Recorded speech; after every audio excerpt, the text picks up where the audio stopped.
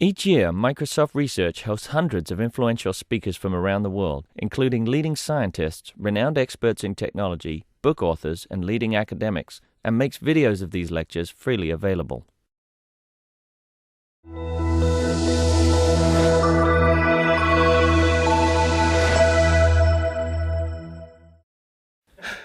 Thank you all for joining us today. My name is Kevin Espirito. I manage employee community engagement. That's the Microsoft Giving campaign, the volunteer programs, all of the good, fun stuff at Microsoft. So for those of you that have been around for a while, you know that we have a very long history and culture of giving at Microsoft, and our employees are amazing. You all are amazing. We reached $113 million last year, record-breaking campaign. And that's over $1 billion since this program started back in 1983, the Giving Campaign. Yay. Yes, woo! Great stuff. And any of you that have seen me in the past know that I am always up for giving a free plug for the Giving Campaign. So we're very lucky to have Aaron Hurst here today to talk about his new book, The Purpose Economy. I've had the pleasure of working with Aaron when he was the CEO of Taproot, the Taproot Foundation, where he was CEO and founder and worked for a dozen or so years. Aaron has also been extremely active in founding some of the pro bono initiatives across our nation and is just a fantastic, wonderful person, especially in this space. So, without further ado, I'd like to have Aaron come up and talk about his new book.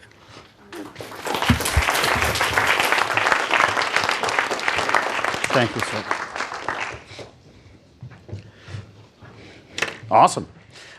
Thank you, Kevin. It's been great to be a friend of Microsoft for so many years. And I've actually been to many Microsoft offices, but never to the mothership. So it's great to be at the mothership. And we're going to be talking today about purpose and work. And since I've never been here before, I'd love to just start by just asking you guys, like, what do you love about working at Microsoft? Just a couple people, just so I can get a taste of what it is that... To get speakers like you. There you go.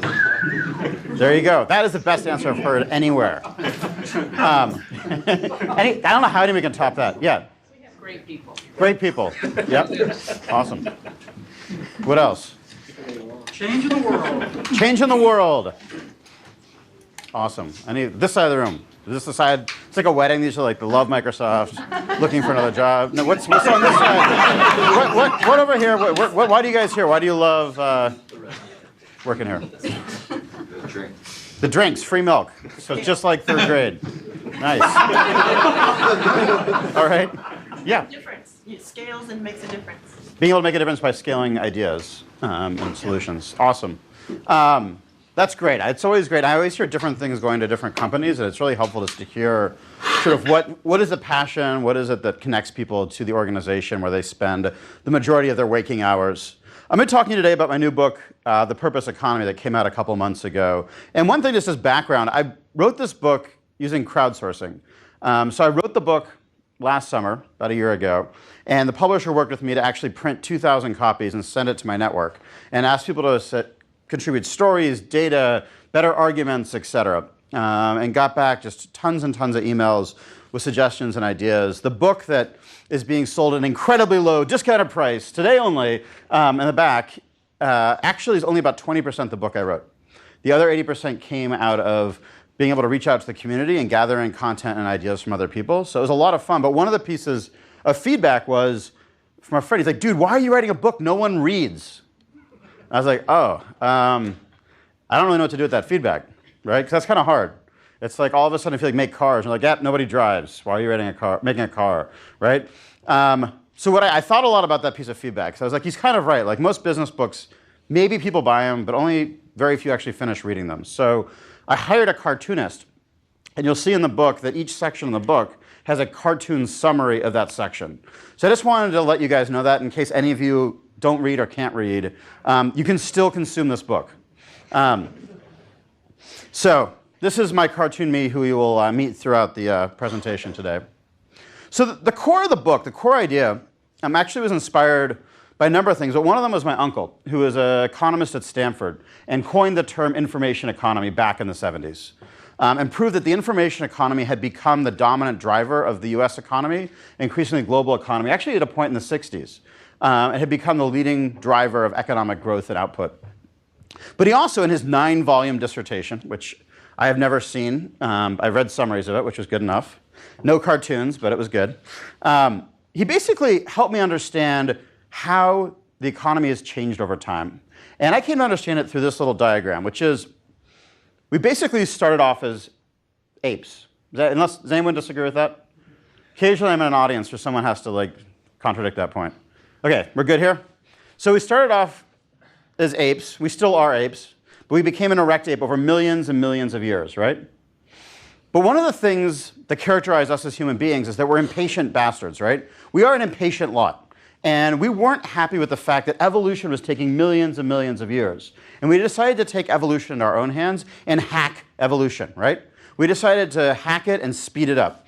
And first we created an agrarian economy where we used the land, animals, etc., to be able to extend our lifespan, increase our quality of life. We hacked the environment to basically accelerate our evolution.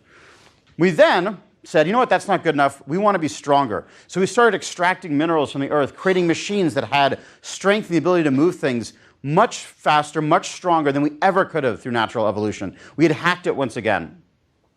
Finally, we said we also want to be smarter, and we hacked evolution again and found ways to process and access information in a way in which we never would have been able to do just through natural evolution. It was sort of our third chapter of hacking evolution. That all make sense? So what's interesting about this, a couple of things. One, you may or may not believe in the hypothesis of the book, but I think one thing that I really want to leave you with is a question that you sort of ponder tonight and tomorrow, and maybe even the next day, is the information economy the last stop on the train? Are we done hacking evolution? Will our species sort of say, this is the final chapter, done, sold, we've completed our hacking of evolution? Or is there another chapter and many chapters ahead in the way in which we will evolve over the coming years, right? Sort of a challenging question. I think a lot of times people think, oh, the information economy, that is innovation, that is growth, that's where everything's going to be forever. If you look at it just from pattern recognition, it seems almost implausible that this is the last economy that we will ever have, right? Secondly, if you look at these, this took millions of years, thousands of years, hundreds of years. This is likely to last dozens of years. And in fact, if you just look at it as a projection, we're probably 10 to 20 years away from the next major economy in our global history. And it's really fascinating just to think about what could that be. And as an entrepreneur and being among people who are innovators, it's a really interesting question to think about. When you think about how much the information economy changed the workplace, changed every type of company out there, et cetera, that whole process could begin again, and to have that kind of transformation and disruption happen again in the next 10 to 20 years is an incredible opportunity. So what would this next economy be? There's a couple different ways of looking at it. I spent a couple years just reading magazines, talking to CEOs, trying to understand where are we seeing signs of what the next economy might be. How can we make an educated guess? There's no way of knowing for sure. And one of the things that really struck me is I was looking at Maslow's hierarchy of needs. Do people remember Maslow from Psych 101?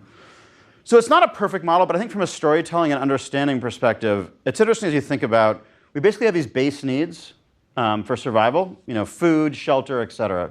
But as those needs become sort of more or less taken for granted, we start focusing on the next order of magnitude needs. And as you look at this hacking of evolution, what you see generally is a further and further evolution towards generations that are focused on the next order of magnitude needs. And as you look at the millennial generation, which has been studied ad nauseum, the three things that really define this generation are the desire for greater relationships, the desire to do something greater than themselves, and the desire for personal growth. Those are the three things you see over and over again define this generation. And what those things are is really purpose. When you look at the definition of purpose, that's what purpose is. And it's getting towards these higher order of magnitude needs.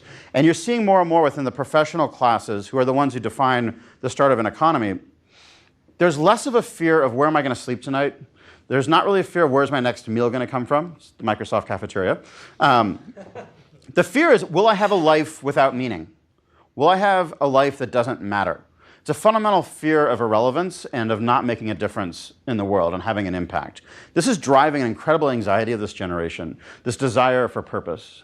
I think the other way that I sort of came to this conclusion was, again, going back to biology. And if you're just walking through the forest, right, and you see, let's say, a frog on the ground, right, and it just looks a little weird, like it has an extra leg or something, you're like, wow, that's a mutation, that's kind of weird, right? And then you see a tree that looks a little off, and then you see a bird that looks a little off, you're like, that's weird. But when you see all the frogs having that mutation, all the trees, all the birds, you say, wait a sec, this isn't just random mutation. We're actually seeing a biological event. We're seeing a fundamental shift in the ecosystem of that environment.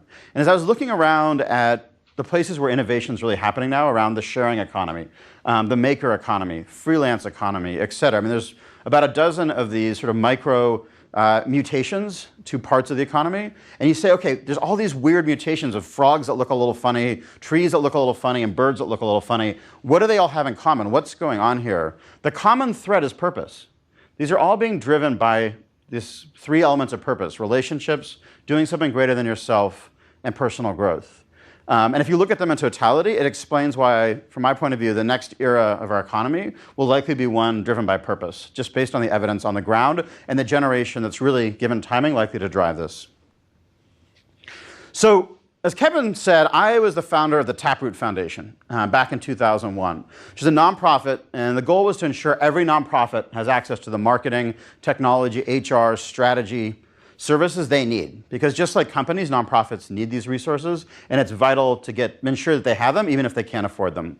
And built it out across the US. We built the overall marketplace into a $15 billion a year marketplace, parallel to philanthropy. And it was incredibly enriching. It was wonderful. But ultimately, I left Taproot because of this quote, which is, I find pro bono work so much more rewarding than a paycheck job. And at first, it was actually the reason I stayed at Taproot. I was like, hot damn, we did it. We created Disneyland, right? We created the Disneyland of work. We created the happiest place on earth. But then I realized, what does it actually say about what we go back to after Disneyland? What does it say about what we spend most of our time doing, the core work that we're doing? And then we have a fundamental problem in our society, which is that work is broken. We fundamentally have a work environment that's not designed for human beings, and that we need to think about how to change the nature of work pretty fundamentally to ensure that it's actually built around the needs of people. And where my goal with Taproot was, let's ensure every nonprofit has access. My goal now, which I will never achieve, which is my favorite kind, to make all work feel like pro bono work. How can we make it so that all work feels like pro bono work? Ain't ever going to happen. But I think it's the goal in terms of how do we start thinking and saying, why isn't that possible? Why is it that work can't be that way? And I'm going to talk to you about section 2 of the book, which is really around purpose at work. How do we understand what generates purpose at work? How can we start thinking about how to make all work feel like pro bono work? You guys game? But let me start with a more important question. What is the meaning of life? I figured here at Microsoft you guys would have an answer. 42? That's a Hitchhiker's Guide is we're going to go with? That's the universe, right? Yeah. Life. And Yes. And the life. Okay. Yeah. Do hard, good work, be happy, and make others happy. Nice. People are willing to go with that? Yep. Become the all-knowing master of time, light, and dimension. I already did that one. It was all right, but like the next day I was kind of bored. It just wasn't a challenge anymore. Well, you guys are among some great people over time. The cavemen. Back when I was a caveman, we would stay up like late at night, just staring at the stars, wondering about the meaning of life. Every religion is basically built on trying to answer this question for folks. The philosophers spent much of their time trying to answer this.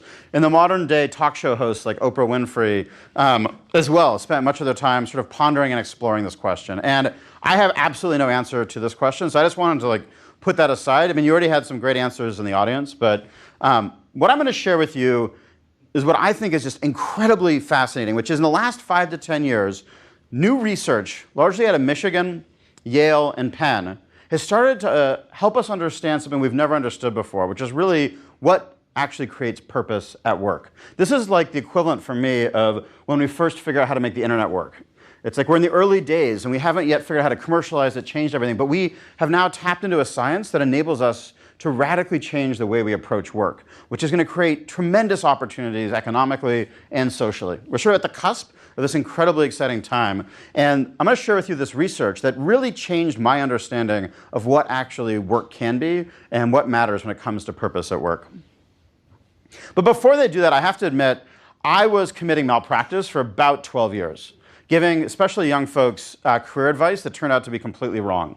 And in looking at the research, it dawned on me, and I realized in retrospect that I've been completely missing the point and been giving bad advice. So part of what I've had to do in this tour is really share with people some of these myths that I found that I was propagating and that I find most people hold about purpose at work that actually prevent them from being effective in finding purpose for themselves, but also being effective managers and leaders. The first is that purpose and cause are related or the same thing, right?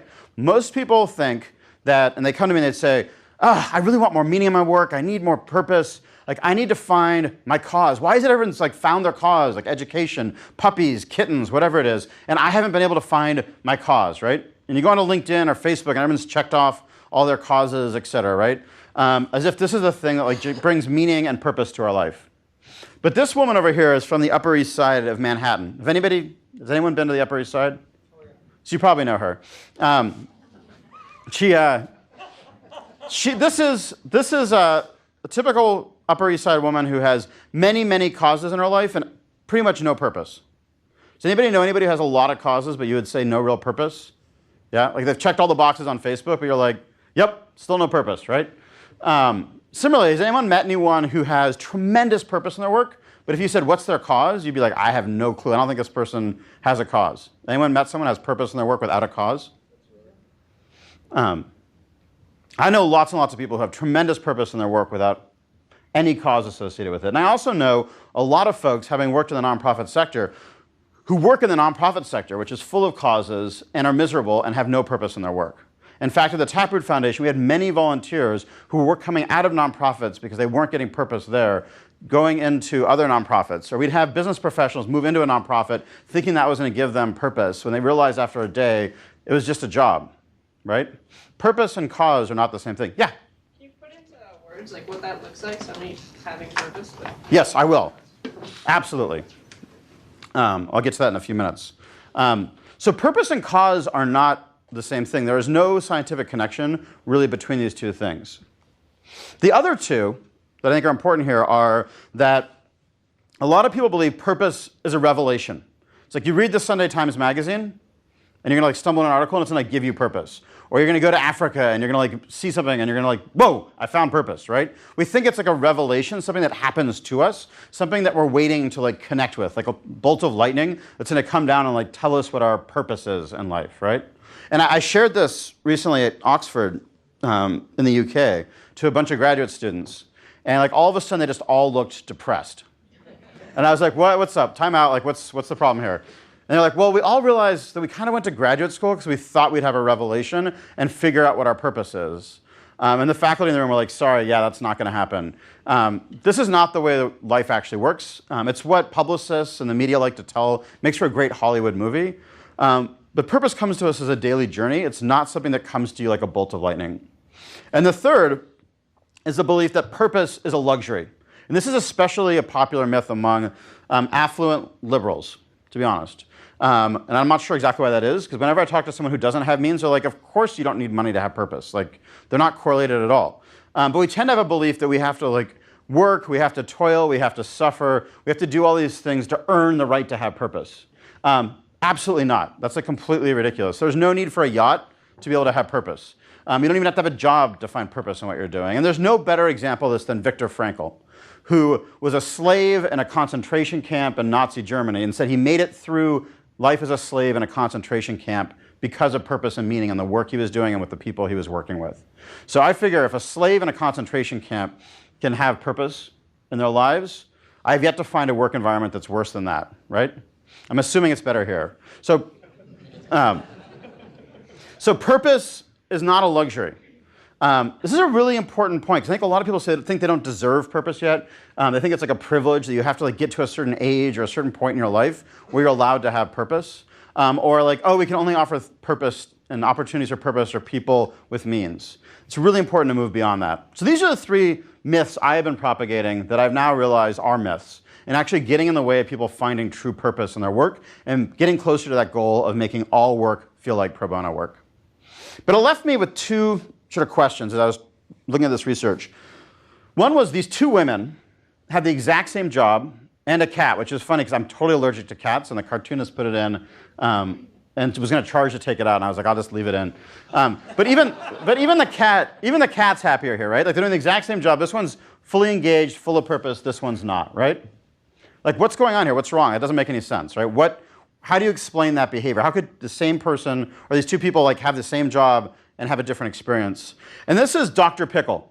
He works selling pickles. He makes pickles and sells pickles in my neighborhood in Brooklyn, New York, right? All he does is make pickles and sell pickles, and he smells like pickles, right? This guy has not had a date in decades, right? The guy should hate his job, right? I mean, god-awful job, right? Just playing with pickles all day. Dude loves his job and is full of purpose, right? What's wrong with him, right? And at this point, I have to do a quick full disclosure. The actual Dr. Pickle does not have a beard. The problem is the cartoonist I hired is from Williamsburg, New York, in Brooklyn, and like they just have this total fixation on facial hair, and they put it on everything. So he ended up with a beard. But if you're ever in Brooklyn looking for him, just picture that without the beard.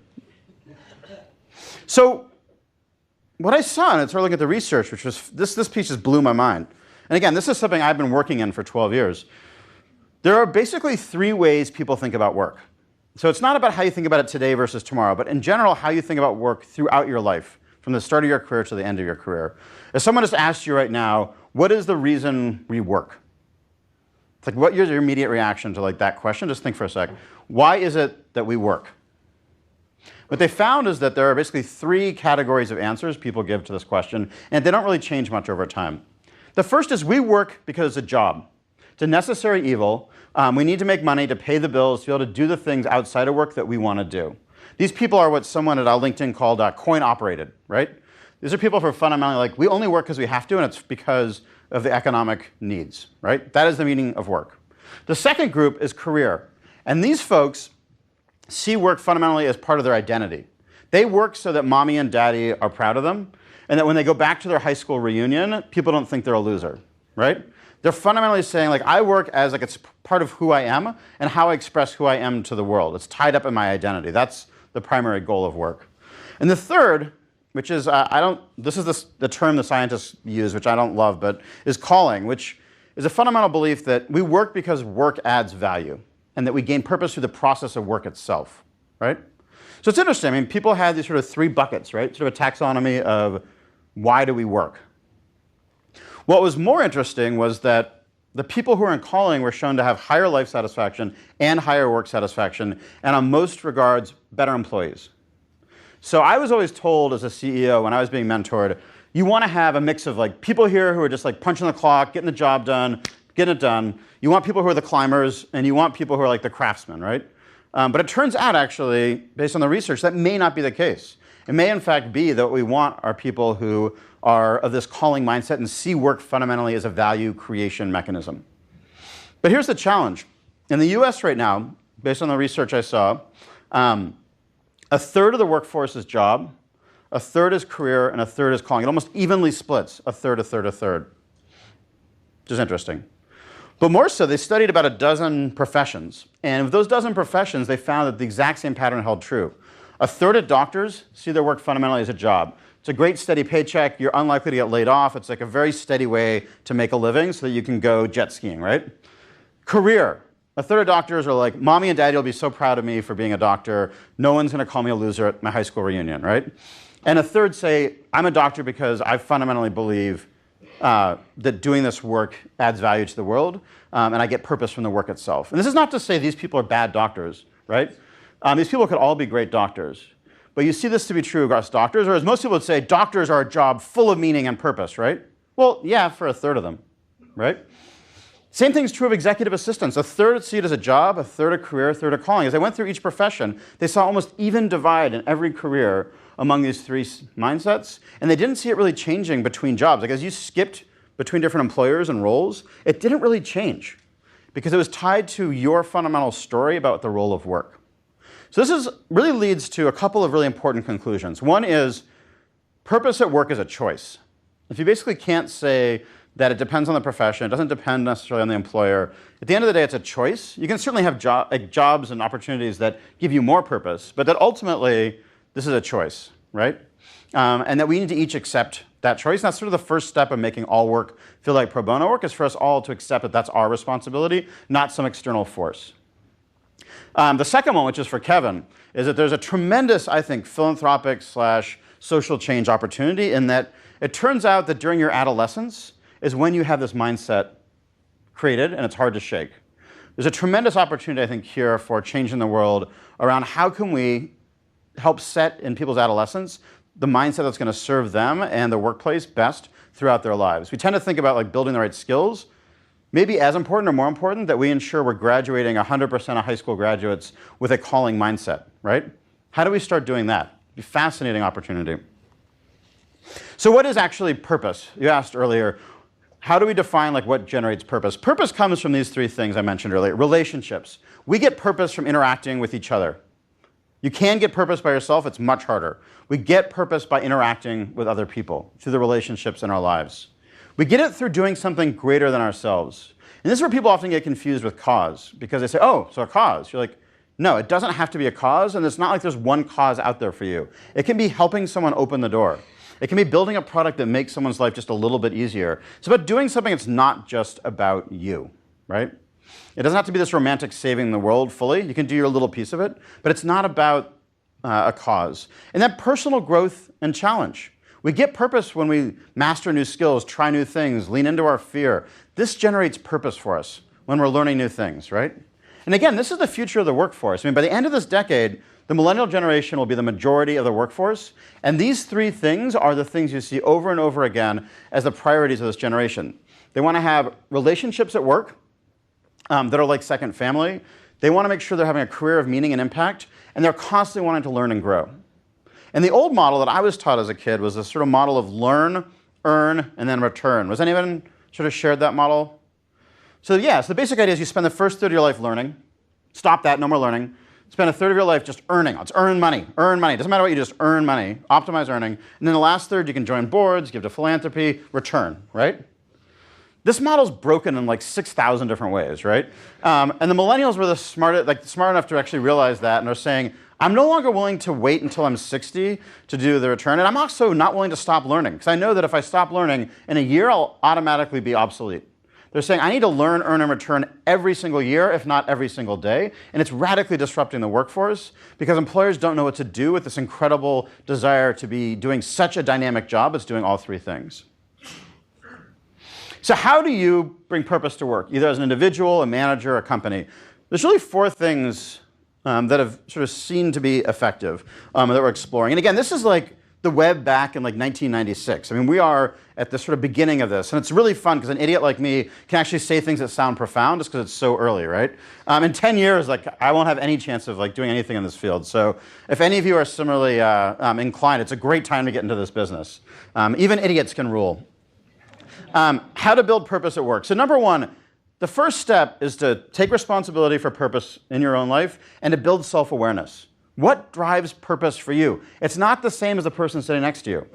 And until you understand what uniquely drives purpose for you, it's going to be really hard for you to create the right path for yourself. And that's why we built on our site, imperative.com, a free diagnostic tool for the first time in about 15 minutes, enables you to determine what drives psychologically purpose for you relative to other people, so you can start looking for those opportunities and thinking about your life through that. The second one is to craft work to your job. So we tend to buy clothes that sort of fit, right? Like this shirt sort of fits, right? But you can go to a tailor and actually have it tailored so it actually fits you, right? And what we see happening with most jobs is that people take the job description and assume that that's the final job. When in reality, in almost every single job, there's the opportunity, without even letting your manager know, in most cases, to change your job 10 to 20% to optimize purpose for yourself. And I'm going to talk more about that. The third is to connect personal purpose to organizational purpose.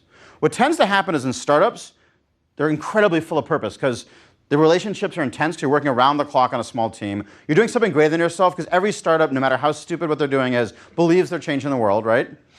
And then finally, you're learning and growing because you're playing like 16 different roles, right? Which when you get bigger, you don't do. But then what happens is the organization grows, the nature of that changes. And a lot of the founders and CEOs think that the organization's purpose is enough to feed the whole organization. But in reality, that's only like 10 or 20% of it. The purpose we get is through the tribe that we work with closely, and it's around the craft of the work we actually do. And there's a need to align what generates purpose for the individual with the organization. And that's a lot of the work we're doing now with our platform is around how do you help individuals and companies find that alignment so that there can be a much richer community of purpose. And then fourth, celebrate and connect people around purpose. We tend to, in most companies, celebrate the job mentality and the career mentality, but not the calling mentality. We celebrate when we hit quarterly earnings, close a big deal, get a feature in the New York Times. We don't celebrate the things that are about making an impact, right? It's really important to think about not stopping the other two, but how do you, as a culture, celebrate calling, purpose? And then how do we connect people around purpose? We're finding tremendous opportunity to start creating affinity groups or resource groups that are around shared purpose profiles, not just around the color of your skin or your gender. How do we actually start connecting people around what generates purpose for them? And we did an interesting experiment, because have any of you taken like StrengthsFinder, Myers-Briggs? So what's interesting about those is that in general, it's like magnets, opposite magnets. When I meet someone with the same StrengthsFinder or Myers-Briggs, I tend to find them really annoying. Does anybody have that experience where they meet someone of the exact same type and you're like, God, that person's kind of annoying. What's interesting about purpose, we did this experiment around connecting people who had shared purpose. There's 24 different types.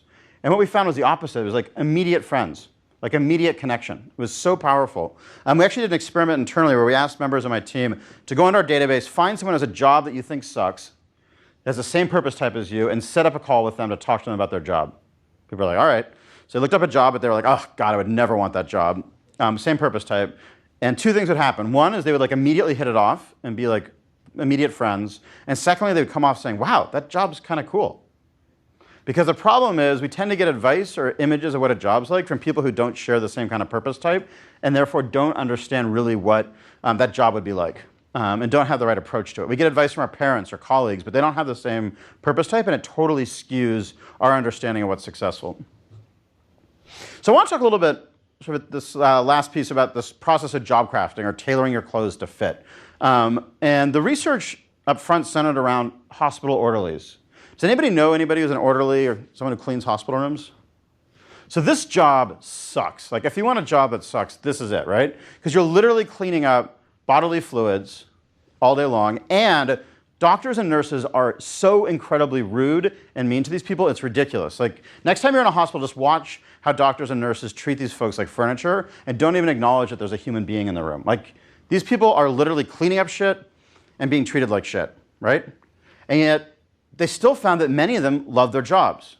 So the researchers are like, what the hell is wrong with these people? They should hate their jobs. Like what's going on, right? So they went down and they talked to some of these folks. They're like, what's wrong with you guys? And they said, well, they're like, what is it you like find so much meaning? And they said, we think we're just as important as doctors and nurses. And the researchers probably giggled, right? They're like, well, you're cleaning the room. Like, why do you think you're so, like, how dare you compare yourself to a doctor? But what they found was they had been crafting their job to make themselves as important as doctors and nurses. So, for example, they found many of them. This is weird because they didn't tell each other, and then no one knew they were doing this, but many of them were actually doing it. They would sing, dance, or tell jokes to patients, right?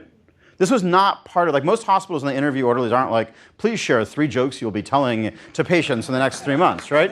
Like it's not part of the job description. They don't like, have to do like a little tap dance recital, right? This is something that they started doing to help care for the patients.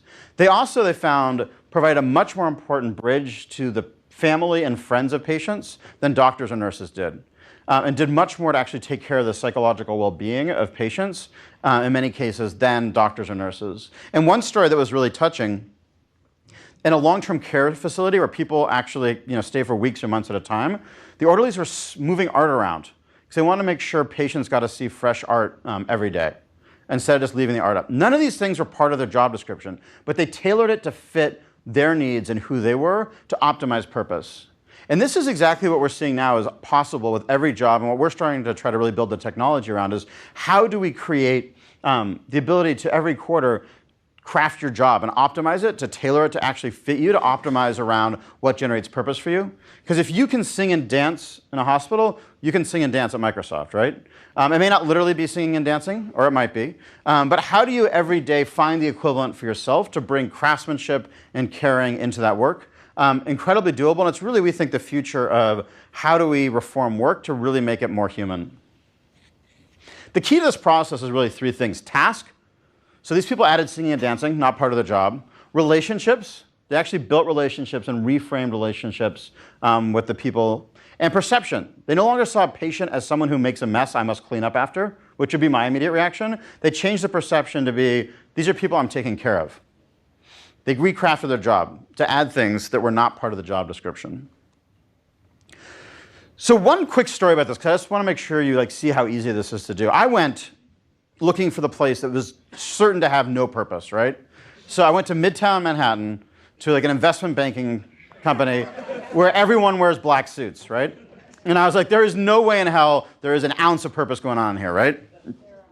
And I opened the door, and just waves of purpose started coming at me. People were it was the most purposeful, insane culture. And I met with the CEO, and I'm like, what the hell is wrong with you? What is going on here? You're not allowed to have purpose. How did you get purpose here in Midtown investment banking, black suit wearing people, right? It's a purpose suit, actually, yeah. It's lined with LSD inside, and they just lick it. They lick it every 20 minutes.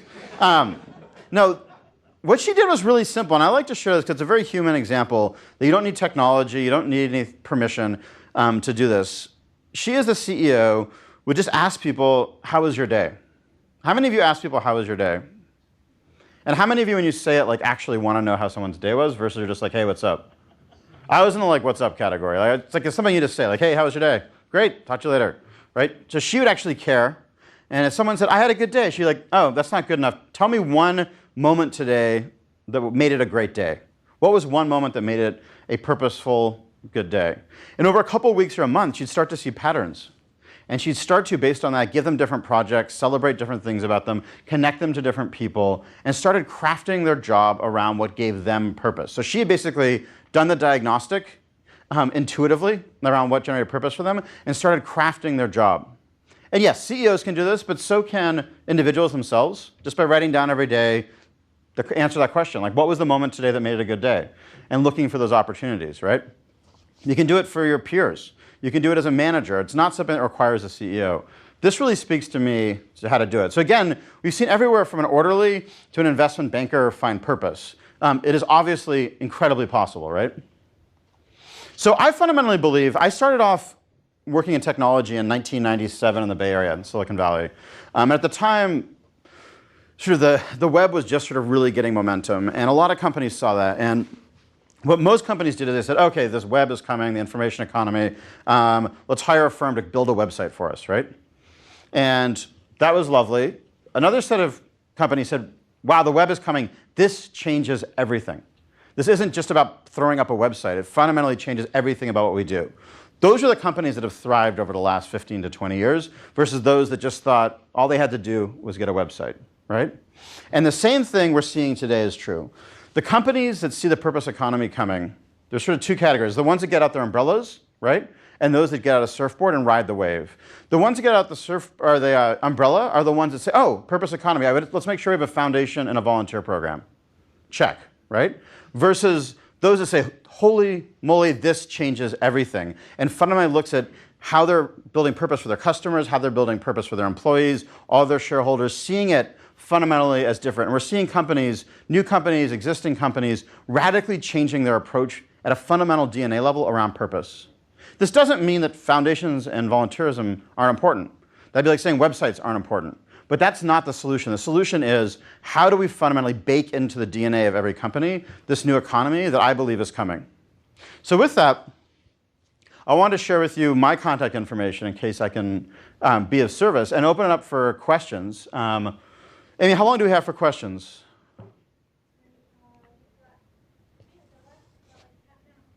Bring them on.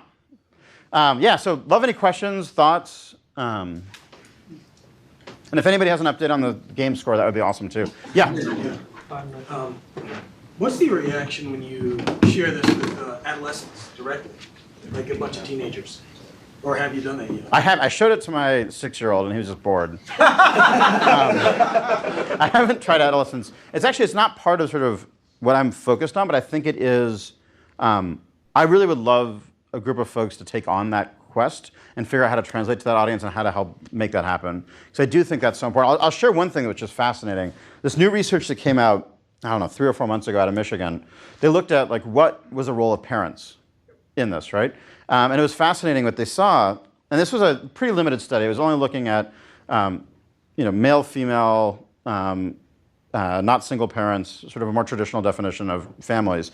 But they found that mothers matter a whole lot more than fathers, which at some level is no surprise. But if you think about traditionally, you tend to think of career being something that fathers are responsible for in the household, not the mother. It went so far as that in the sample they had, of the people who saw work solely as a job, that sort of far left category, not one of them had a good relationship with their mother. So what I say when you see like somebody who's just money focused, all they care about is money, like instead of judging them, like just give them a hug. Say, I'm sorry your mom and you didn't really get along well. So that's my new intervention strategy. So hey, next time you come across someone like that, just give them a hug. Any other? Yeah. The score's 5-0. 5-0. How much time's left? 33 minutes. Nice. And what did the female CEO say when people said, I had a bad day today? I think she just, I don't know the answer to that, to be honest. She just shared the story with me around the good day. I was going to make something up, but that's probably better to say. I don't know. Yeah. So what is the correlation between the people in the 3 buckets versus their parents' view of their job? So it was based on, so what they found was it was based on not what their parents' actual attitude was, it was the child's perception of what their attitudes was. A more precise question to see if there's maybe inherited the belief system. Can cause career and calling? Yeah, no, it absolutely comes. What they found is that for you to be calling you have to perceive both your mother and father to be calling in the way they approach their work. Wow. If your mother does not demonstrate calling to you, you are almost statistically not likely at all to end up with a calling mentality. And if the mother is and the father isn't, it undermines that imprint and actually most likely shifts the person down that cycle. So it's fascinating. I think it speaks to, and they've looked at also things that really matter. Like it's really important that we allow mothers to bring their kids to work occasionally to model work. And what I've found personally is that as a dad, people think it's awesome and cute when I bring my kids to work. If my wife did the same thing, they'd be like, why can't you get your kids under control? Why are you bringing them to the office? We don't have the right standards overall, I think, in terms of really enabling our kids to be able to see us at work and see how much we love what we do and showing them that calling approach. Yeah? I feel like on any given day, I will fit into any of those 3 Sure. things, right? So Yep. maybe I can take that diagnostic and figure out what's better. That'll get to what generates purpose for you. I think we all have days where it's just like, oh, I don't want to go to work today, but I have to because I need the money, or I'm really proud and I can't wait to tell my parents about the awesome thing I did at work today. These things all happen. I think it has to do with fundamentally the story you carry with you about why we fundamentally work. Is the thing that seems to matter. We all have days that sort of ebb and flow. What the diagnostic will answer is, what are the things at work that generate purpose for you? What is the approach to work itself that will generate purpose for you? Yeah, back? So I'm kind of on this journey right now. Yep. And I think one of the biggest challenges is when you do something that you love, that you feel like you have purpose, it's hard to earn what you think you would earn for that. So the economy part of it, charging for things you love to do and making people believe that you should be worth that amount. Can you talk to the economic side of it? Yeah, well, I think there's 2 different pieces to it. I think there's economics in the sense that people are willing to take somewhat of a lower pay to be able to get purpose because it's sort of part of the total rewards of whether or not they're able to get that. It's about 15% that they see people are willing to shift around. You also see a lot of people just to optimize learning and relationships. Portfolio careers are becoming really popular where people aren't just working for one employer. And by the end of this decade, 40% of the workforce will be freelancers, which is to a large part of this overall desire to optimize against that.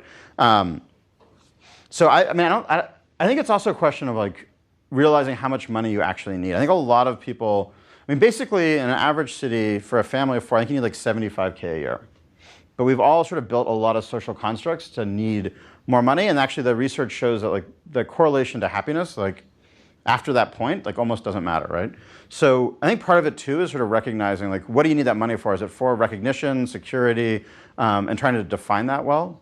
So I think that's the piece. But I think the thing with it turning into an economy is that there are going to be huge multi-billion dollar companies, and there already are, that are going to be servicing the needs of this economy. There's going to be people creating in every single vertical new companies that will disrupt the status quo the same way information economy companies have disrupted the industrial, right? A big part of, I was just down in Portland last night, a big part of what we're doing right now is working with mayors to say, stop trying to be the next Silicon Valley. I mean, first of all, have you ever been down there? It's not really the place you want to be. Secondly, it's the old economy. It's the economy that's like in its heyday right now, but it won't be for forever. And just like Detroit, where I went to school, the University of Michigan, like used to be the hub of the industrial economy. So going to mayors, civic leaders, and saying, stop trying to be like Portland wants to be like the Silicon Forest. I'm like, that just sounds weird. And why do you want to be that? Like, let's have everyone try to be Portland. Let's not try to everyone be Silicon Valley. Let's figure out how to make your city the hub of the new economy. Because I think there's going to be tremendous economic opportunity, and we're already seeing that in a lot of different verticals. Yeah? So I too am on this journey, and we're all on the journey. I just got back from vacation, so it's always interesting to think about these things. And I was struck with two things about our vacation. And where'd you go? So we were in Eastern Bloc, or what used to be Eastern Bloc countries, Latvia, Estonia. I love it up there. Yeah.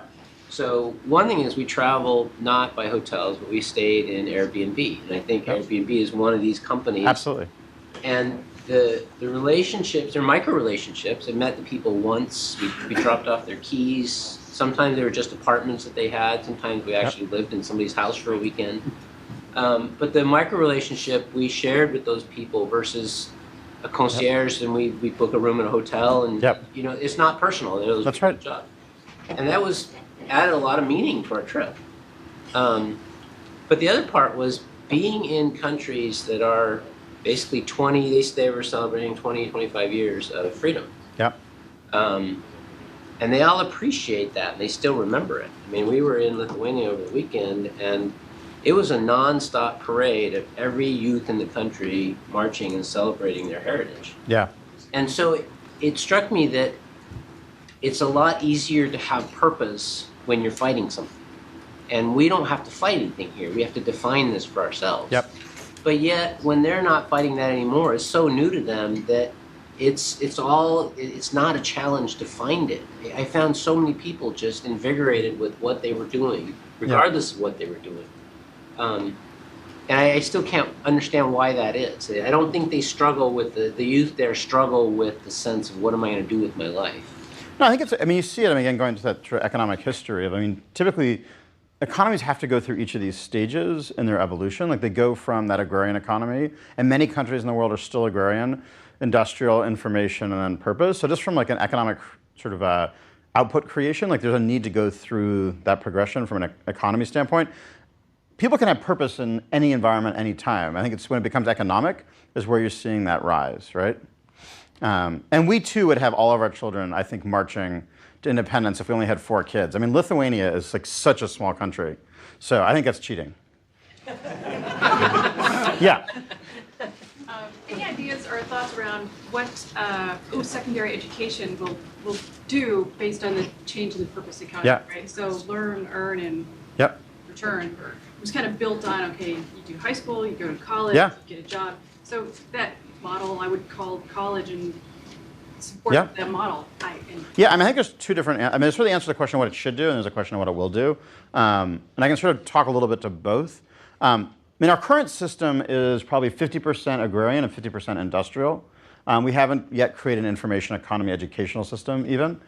We still have summers off because that's when you farm. We still fundamentally look at a factory model for how we manage the classroom, right? This is just completely ass backwards, and we know doesn't work, right?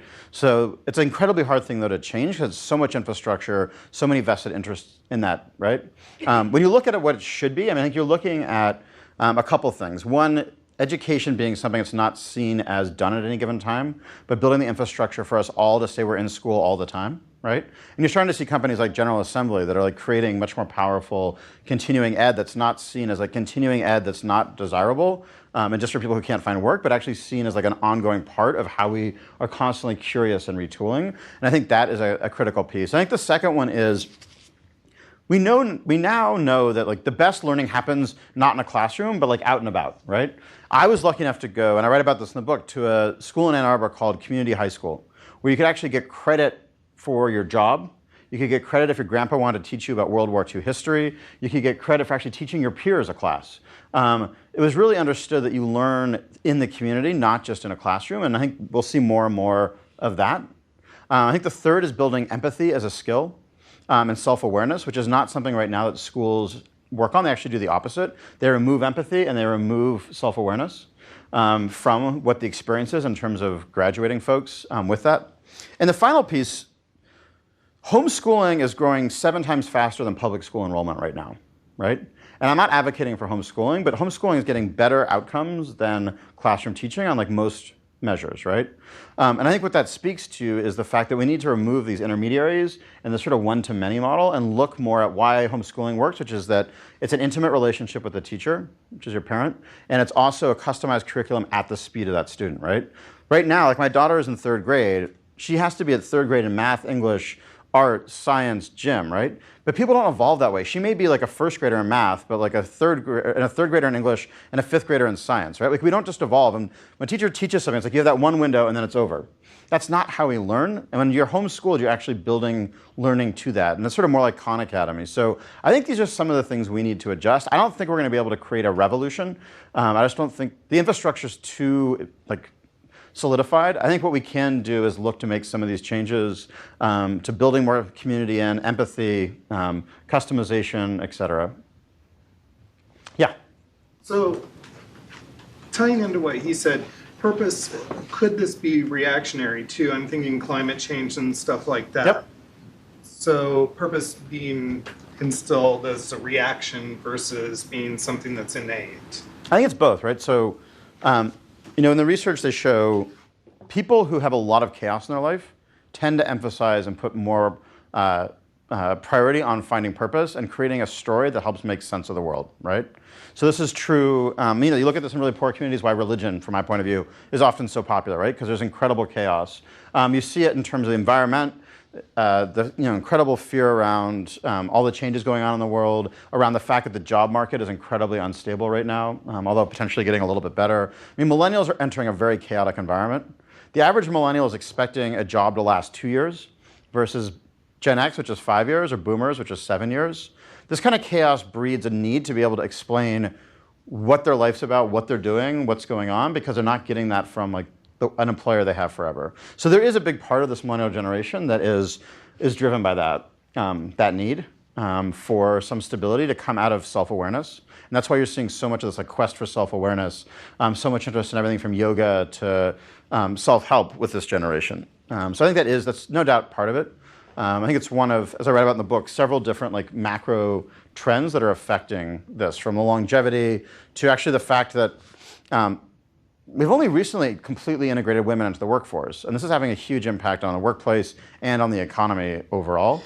Economists traditionally were men, and they said work that's done at home is not real work, right? Which traditionally was women's work, and they didn't include it as an economic activity. Someone said that if you added that to the GDP, it would actually boost the GDP by 25%, right? But now that women are fully integrating into the workforce, we're outsourcing those jobs.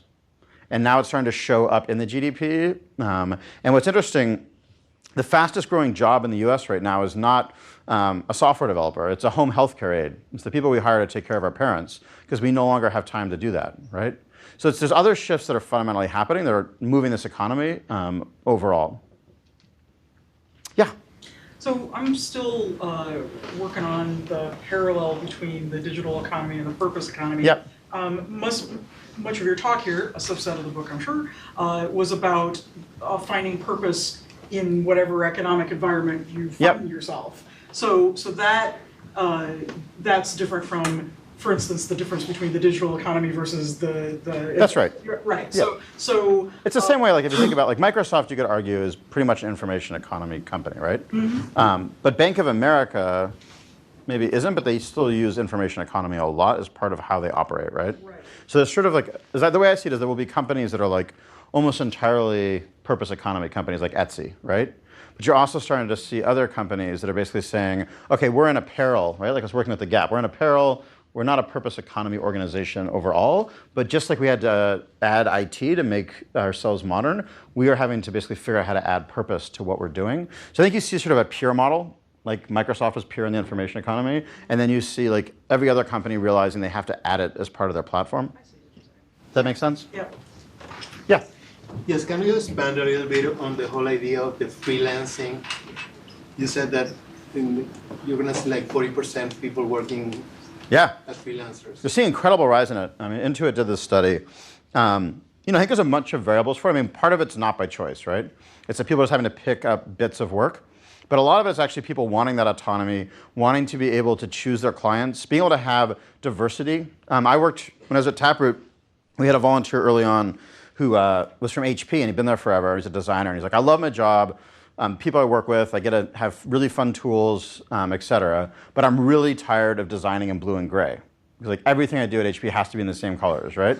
And did pro bono work. He's like, I want to add pink and green and yellow and be able to do more, right? And I think it's easy to see that from a design standpoint. But I think in every career, it's like whether you're working in the same code base, whether you're working in the same HR policies, you tend to like want that to mix it up.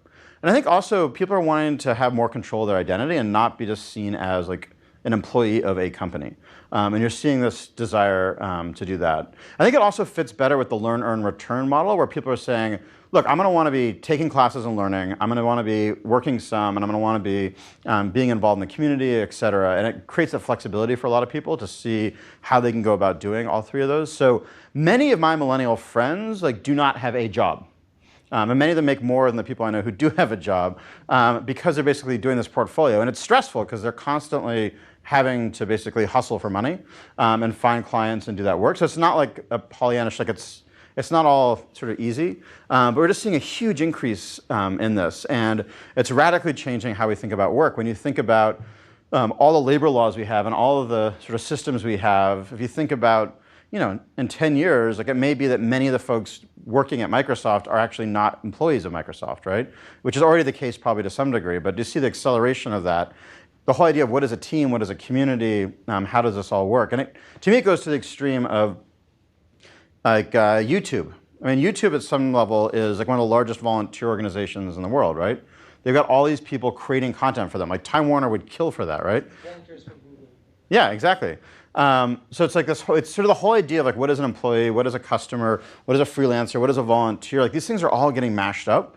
And I think in the next 5 to 10 years, we're going to be really thinking differently about what the relationships are. And I don't have a crystal ball to say what exactly that's going to look like, only to say we've got a fun time to bake a really cool pie. Yeah. What I would say is that I think that this purpose economy mentality transcends generations. Absolutely. So you've talked about millennials. Yep. But I also think is true for Gen X and for boomers. I'll give you an example. Yep. So in my job, I lead citizenship and public affairs for the U.S. Yep. We just hired a director in the central region, and in 4 days, we had 600 applicants. To the point where recruiting said that, first of all, we were astounded, but our recruiting team was too. And when I look back on the candidates, they spanned the generations. Yep. So my question for you is that if it's true that we're all there, right? Yep. Whether it's a baby boomer, millennial, or Gen X, yep. Is there a difference among those generations once they're all there? So I think there's a couple things. I think every generation since cavemen probably cared about this, right? So it's not that it's unique to millennials. I think, I'm Gen X. This is important to me. My dad just became a social entrepreneur at 65.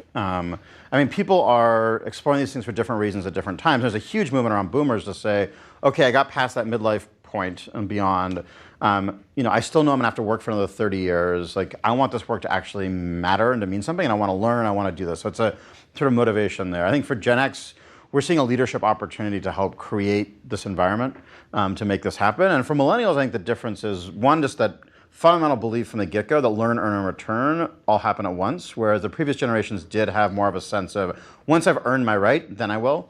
And I think also just this sort of much more dynamism around it in terms of like the networking that happens around it, the amount of stuff that's done outside of work around this. I'm seeing a lot more of that kind of activity. It exists for sure with these other generations, but you just see it like spiking. A lot of it's pretty superficial so far because people don't know how to get that need met. So no, it's absolutely like through and through. I think the millennial generation, though, is the one that's going to force the workplace to change, whereas X and boomers are just excited to have the opportunity and are like wanting it, but they're not like forcing the change the same way millennials are. Yeah?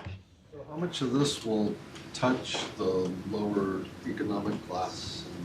And what change? Probably 22%, maybe 23. So this is I sort of have a couple different answers to this, and this book is about like the science, and it's also about futurism, right? And I think there's some contradictions in some of like understanding how this will work because it's the future, it's not the past, right? So from the standpoint of purpose and having purpose in their lives, like it affects everybody, right? And I would argue the people I know who have the least means often have the most purpose in their lives because they're closer to that story in Lithuania where they're getting real purpose from the day-to-day of the survival with their family. I know when I was 22, I had more purpose in my work than I do now as a CEO at 40.